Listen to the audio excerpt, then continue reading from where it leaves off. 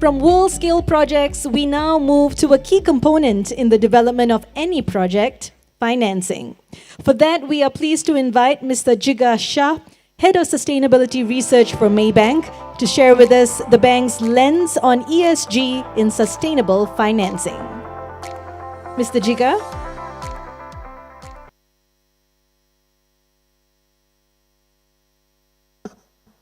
Good afternoon.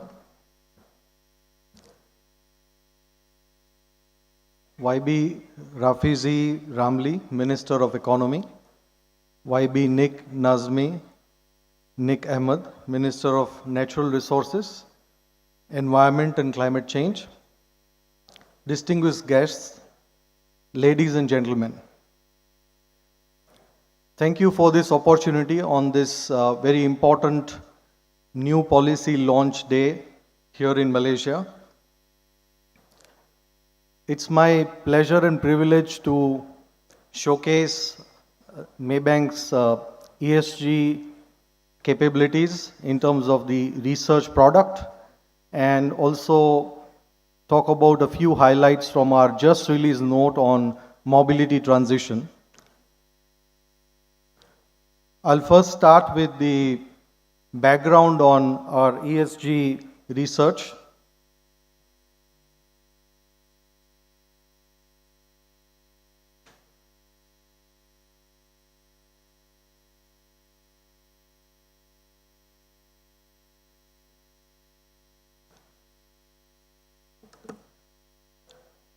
So, our ESG research journey started in early 2020, and the context of that is coming from a couple of areas. The non-financial reporting is coming of age, and it's likely to be as universal as financial accounting in the next few years. So it's going to be mainstreamed, it's going to be harmonized, and it's getting priced in. As per Brand Finance, 90% of the value of S&P stocks is from intangible assets. And if we look at the PRI signatories, their assets under management are now over $120 trillion. So that underscores the importance of looking into ESG research, quantifying it, bringing the myriad ESG material issues for industries and companies into financial integration with companies and sectors, assess it in terms of the risk and opportunities from the point of view of their revenue, costs, cash flows, and enterprise value. So this is where we anticipated the changes that are coming up, and hence we invested in developing capabilities for an enhanced ESG research product. We started with flagging the material ESG issues in our 1.0 version of the report, and now we have moved on to doing scoring and rating for companies under coverage. Before assigning the scoring and rating, which I will showcase in a bit, what we do is take up incisive understanding of the ESG practices at a company, whether it is at a bolt-on level or it is really embedded in their processes, whether they really walk the talk, whether it is part of operational excellence, and so on and so forth, whether it is validated by a third party, and so on and so forth. Here are some of the samples of the research that we issued in the recent past. The first one we are quite proud of in terms of the utility sector report, which had specific spotlight on the utility sector transition globally and in ASEAN. And it won us a Gold Shield Award from the Institute of Chartered Accountants of India. Very well received by clients, by corporates, and all other stakeholders. Then we also wrote about the net zero targets and the voluntary carbon markets. we have been writing regularly on the ESG outperformance of equities. Now, I want to quickly put your attention on to our very popular ESG 2.0 report, which we launched last year and now covers almost 60% of our coverage of stocks in ASEAN. On the extreme right, you see a one page which covers three important aspects of a corporate's ESG transition: quantitative factors, all material E, S, and G quantifiable factors for 3 years, compared with a peer within the country or outside, followed by qualitative factors and ESG governance and its connection with the employee pay, and finally the targets and metrics laid down by a company. 50% is the weightage for the quantitative factors, and the qualitative and targets get 25% each. If the score at the end of it is less than 50, then it's below average. If it's 50, it's average, and generally most companies do not cross 70, so they are slightly above average. But companies above the score of 70 are really leading in their industry group, or their business is very low risk in nature, like some software or technology companies. So this 2.0 ESG report has been very well received by clients, and they have been able to use this bespoke analysis very well. Even good feedback and interaction with corporate on this.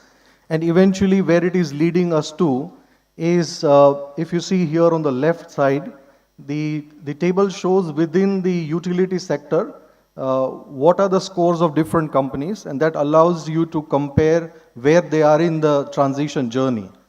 And on the right side table is a very potent analysis. If there is no carbon tax in this part of the world, if we were to use a carbon adjusted matrix, what will be the impact on the earnings of these companies? Because they have humongous amount of emissions, and there would be either a situation of very large loss of earnings if they don't transition, or there would be stranded assets. So it's quite relevant with what we have been discussing since this start of this afternoon. We intend to do more with this kind of analysis using biodiversity and other metrics, and also impact aspect of the analysis.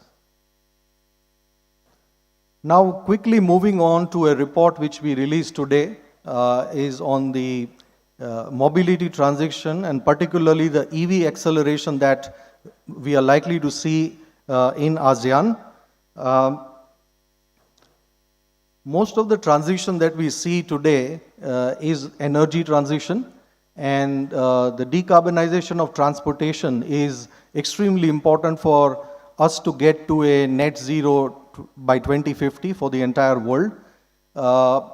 Transportation accounts for 22% of the world's emissions at 8 gigatons, of which 6 gigatons is from the road sector. And of that 6 gigatons, 45% comes from the personal mobility and 30% comes from the freight. The rest is others. So the first thing for decarbonization is electrification of energy. And there, if you see the electrification of energy, the record suggests that it's happening in the power generation and the heat, but it's not happening in transport. It's just at 4%. So that needs to go up. If we look at the public transport and share of population with convenient access in urban areas, we can see that the large part of Asia is lagging behind the developed markets, which means that the whole new ecosystem could be electric, and that would improve the overall access of vehicles to people. The particulate matter is another major issue in terms of pollution and health of people. So these are some of the reasons, compelling reasons for the transition to electric, which will sort out this issue. And on a positive note, it's also getting reflected in the investment getting into this sector. It's the second highest recipient of climate finance flows after the clean energy. And hopefully this revolution is also coming soon with a large amount of projects in ASEAN. Now coming to very specifics on ASEAN, it's only 4.5% of total transportation emissions in the world. But when we look at the per capita transport emission, the world average is 1.1 ton. And ASEAN ranges, so Malaysia is the highest at 2 tons or 2.1 tons, and followed by Singapore and Thailand. The reason is that the car ownership percentage in Malaysia is 82%, and in Thailand it is 51%, but in case of, I think, Vietnam, Indonesia, etc., it is in single digits percentage. So therefore that tells you that why Malaysia is on the higher side, and definitely there is a scope for improvement there with the electrification transition. The other thing is also that there is some amount of fuel subsidy in this part, and that could also help if it is eased out. In terms of progress of adoption, the world has reached very far ahead in the last 5 years at 14% penetration, with ASEAN at just 2.1% at the end of 2022. India is similar, slightly higher. And the key culprit for that is the green premium. That's the terminology made popular by Bill Gates. The green premium, when we look at on an upfront capital cost, is 13 to 187% higher. And on a total cost of ownership basis, even after very low cost of using the vehicle, in case of electric or hybrid, it is still 5 to 40% higher. And that's the major issue which needs to be attacked. So one of the analysis done by John Doerr, the renowned venture capitalist, says that unless a car is priced at $11,000 in India or similar countries and at about $25,000 in China kind of countries, you cannot have a mass adoption. Then you have to look at public transportation or shared mobility and make that bigger if that's not happening. So except Singapore right now, ASEAN has a lot of this green premium, which is why the adoption is low. The other major reason is very low charging facility. So less than 1% of the world's installed charging capacity is in ASEAN. And it's a chicken and egg situation, whether you have vehicles first or you have charging first. The answer is there should be more charging first. And initially it would be loss making because, say, for example, right now in India, the biggest charging provider, his utilization is between 5 and 10%. So we have, in fact, in our report, we have provided the entire analysis of how and when it breaks even and what should be the kind of charges on that, etc. And my last slide, I'm talking of some lessons here on the transition for ASEAN and for Malaysia. I'm glad that a lot more positive comments than what I was anticipating have been made today by the honorable ministers, and I think that is a very positive message from today. But I just want to summarize quickly what we have put out is that pricing and other incentives and subsidies on EVs need to be consistent, and they need to be slightly more than what they are today. Secondly, the second-hand vehicles also should get some benefits, like in the US, and that will create a second-hand market which is depriving today the consumers from going for an electric vehicle. Similarly, special incentives can be given to the B2B segment, and this ties in well with their corporate net zero targets. In fact, the importance to renewables is there when you see any net zero target for a corporate, but nobody writes about how much amount of vehicle decarbonization they can do in their own operations or outside of it in their value chain. I did speak about the charging infrastructure, which definitely needs more incentives. Battery ecosystem is critical if you want to bring down the entry price. and in particular develop indigenous technology or the import substitution. Also, it will mean that there is a just transition happening in your industry. Otherwise, today the Japanese dominate most of the automobile industry in this part of the world, and I think the Chinese are grabbing their share because the Japanese have been late or still somewhat reluctant on the electric technology. Last but not the least, the role of green hydrogen. I think on the long haul trucks, the green hydrogen based ecosystem will be critical to decarbonize them. And I'm glad that today's announcement clears the fact that Malaysia is ready for it, and they would also have this trials taking place like in Europe, in UK and in India, which has a huge potential, and that would be a game changer even for the overall ecosystem. Lastly, electric buses. One great example is Shanghai, which has got almost 100% electric buses in the city. So these are some of the takeaways with which I end my presentation.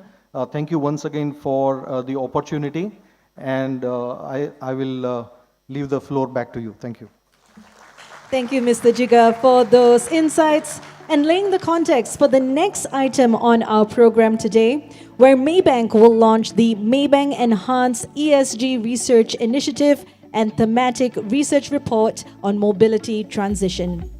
For this, may we invite to the stage Yang Berhormat Nik Nazmi, Minister of Natural Resources, Environment and Climate Change, accompanied by Tan Sri Zamzam Zairani Muhammad Isa, Chairman of Maybank, Dr. Hasnita Dato Hashim, Chairman of Maybank Investment Bank, and Dato Khairul Saleh Ramli, President and CEO of Maybank Group. And to witness the act of the launch, can we invite on stage Dato Muzaffar Hisham, Group CEO of Global Banking, Maybank, Mr. Michael O. Lau, CEO of Maybank Investment Banking Group, and Dato Fadil Muhammad, CEO of Maybank Investment Bank.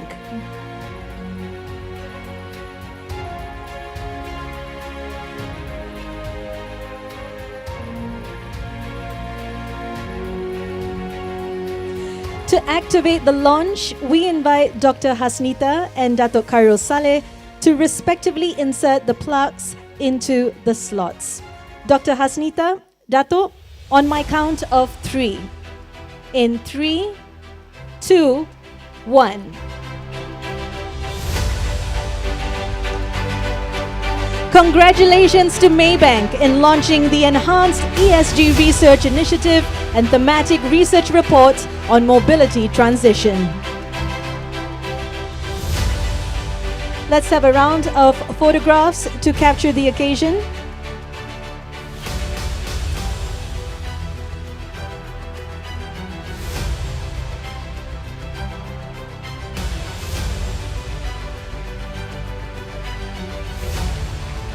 Thank you, Yang Berhormat and Maybank.